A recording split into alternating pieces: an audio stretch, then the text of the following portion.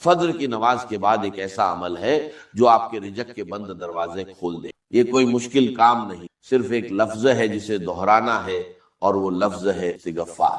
اللہ کی قسم، اگر آپ کی نیت صاف ہوگی، آپ کا دل اللہ پر پختہ بھروسہ رکھے گا، اور آپ اس عمل پر یقین کے ساتھ عمل کریں گے، تو آپ پر رزق کی بارش ہو۔ آج کی اس ویڈیو میں آپ کو مکمل طریقہ بتاؤں گا، یہ بھی بتاؤں گا کہ کتنی دفعہ پڑھنی ہے، یہ بھی بتاؤں گا کہ کیسے پڑھنی ہے، اور یہ بھی بتاؤں گا کہ اس عمل سے رزق کی بارش کیسے ہوگی۔ تو اس ویڈیو کو آخر تک ضرور دیکھیں، کیونکہ اصل راج آگے چل کر کھلے گا۔ لیکن اس سے پہلے ایک بہت اہم بات سمجھ، آج کل کے نوجوانوں کا بڑا مسئلہ یہ ہے کہ وہ فجر کی نماز پڑھتے ہی نہیں، رات دیر تک موبائل پر لگے رہتے ہیں، اور صبح سورج نکلنے تک سوئے رہے۔ اور یہ صرف نوجوانوں کی بات نہیں، بہت سے بڑی عمر کے لوگ بھی جو نوجوانوں سے تھوڑے سینئر ہیں، وہ بھی اسی غفلت میں پڑے رہتے، حالانکہ انہیں پتا ہوتا ہے کہ رزق فجر کے وقت لکھا جاتا ہے، وہی وقت جب یہ لوگ گہری نیند میں ہوتے ہیں۔ یہی وہ بڑی وجہ ہے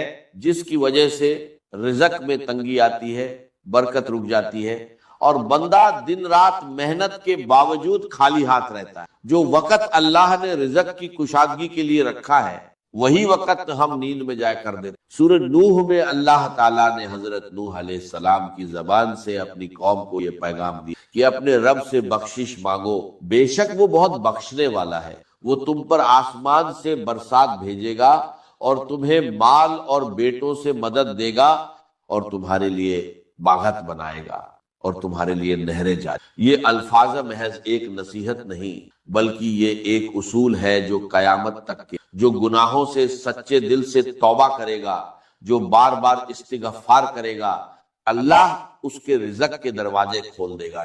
سوچیں، ہماری زندگی میں تنگی، قرض، کاروبار میں نقصان، نوکری میں رکاوٹ، یہ سب کہیں نہ کہیں ہمارے گناہوں، غفلت اور فجر کی نماز چھوڑنے کا نتیجہ ہو۔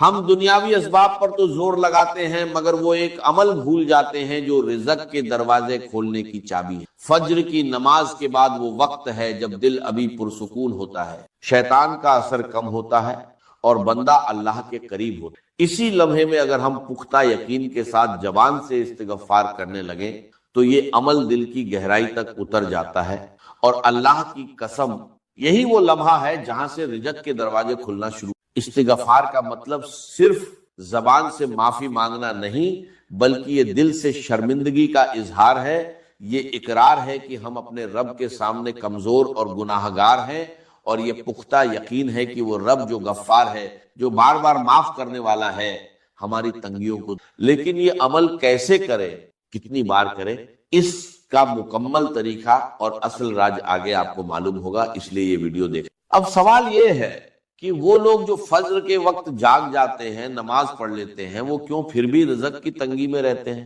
کیا صرف جاگنا اور نماز پڑھنا کافی ہے؟ جواب ہے، نماز پڑھنا فرض ادا کرنا، مگر رزق کے دروازے کھولنے کے لیے اس کے بعد ایک اضافی عمل درکار ہے، جسے اکثر لوگ نظر انداز کر دیتے۔ وہ نماز پڑھ کر سیدھا اٹھ کھڑے ہوتے ہیں، موبائل اٹھا لیتے ہیں، یا دن کی مصروفیت میں لگ جاتے ہیں، اور وہی چند قیمتی منٹ ضائع کر دیتے ہیں جو اللہ نے خاص طور پر قبولیت اور کشادگی کے لیے رکھے ہیں۔ سوچے، جو شخص رات دیر تک سو نہیں پاتا، صبح مشکل سے اٹھتا ہے، پھر بھی اپنے آپ کو مجبور کر کے فجر کی نماز کے لیے کھڑا ہوتا ہے، اللہ کے نزدیک اس کی یہ محنت بہت قیمتی۔ لیکن اگر وہی شخص نماز کے بعد وہاں سے اٹھ کر چلا جائے، تو وہ اس محنت کا آدھا فائدہ ہی اٹھا پاتا ہے۔ اصل برکت تو اس وقت میں چھپی ہے جو نماز کے سلام کے فوراً بعد آتا ہے، جب دل ابھی عبادت کی حالت میں ہوتا ہے، جسم ابھی سکون میں ہوتا ہے، اور شیطان کا اثر سب سے کم ہوتا ہے۔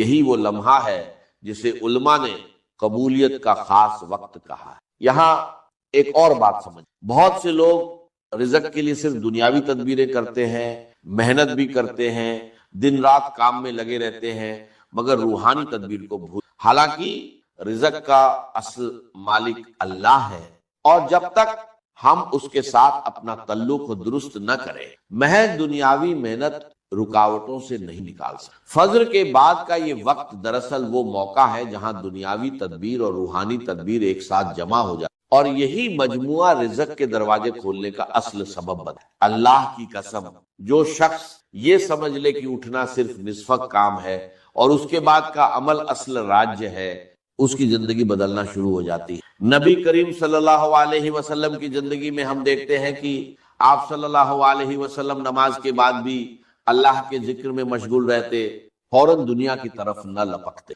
یہی طریقہ صحابہ کرام رضی اللہ عنہ نے بھی اپنایا، اور یہی وجہ تھی کہ ان کی زندگیوں میں برکت اور کشادگی نظر آتی تھی، باوجود اس کے کہ ان کے پاس دنیاوی وسائل ہم سے کم تھے۔ تو اگر آپ سمجھتے ہیں کہ فجر پڑھ لینا کافی ہے تو یہ سوچ بدل لیں۔ اصل کام نماز کے بعد شروع ہوتا ہے، اور وہ عمل جو زبان سے نکلنے والا ایک ہی لفظ ہے، آپ کی پوری زندگی کی سمت بدل سکتا۔ یہی لفظ ہے استغفار۔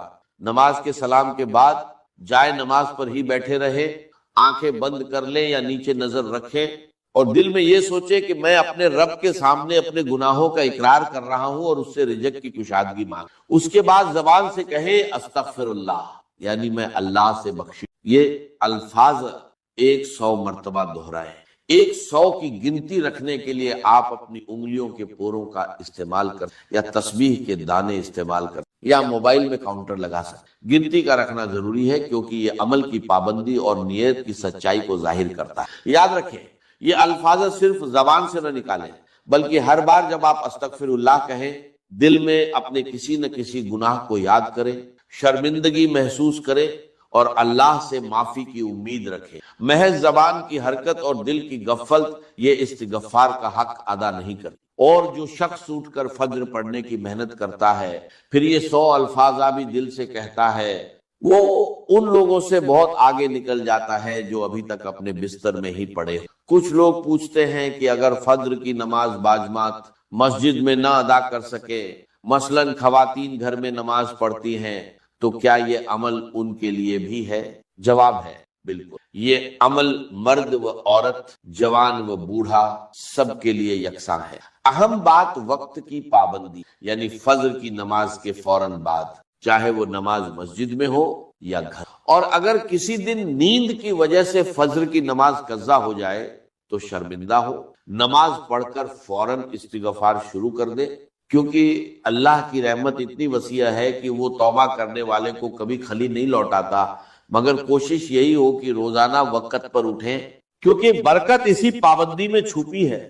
ایک بار جان لینے کے بعد آپ کو خود حیرت ہوگی کہ اتنی چھوٹی سی بات آپ نے اتنے سالوں سے کیوں نظر انداز کی۔ اب سمجھتے ہیں کہ استغفار اور رزق کے کھلنے کا اصل تعلق کیا ہے اور یہ کیسے کام کرتا ہے۔ اللہ تعالیٰ کا نظام یہ ہے کہ رزق کی تنگی زیادہ تر گناہوں اور غفلت کی وجہ سے آتی ہے۔ نبی کریم صلی اللہ علیہ وسلم نے فرمایا کہ بندہ جب گناہ کرتا ہے تو اس کے دل پر ایک نشان پڑ جاتا ہے، اور یہ نشان اس کے اور اللہ کی رحمت کے درمیان ایک پردہ بن جاتا ہے۔ جب یہ پردہ موٹا ہوتا جاتا ہے تو رزق، برکت اور آسانیاں رکنا شروع۔ استغفار دراصل اسی پردے کو ہٹانے کا، جتنی بار آپ استغفر اللہ کہتے ہیں وہ پردہ چھنٹتا جاتا ہے اور اللہ کی رحمت کا راستہ صاف ہوتا ہے۔ علماء بیان کرتے ہیں کہ جو شخص استغفار کو اپنا معمول بنا لے، اللہ اس کے لیے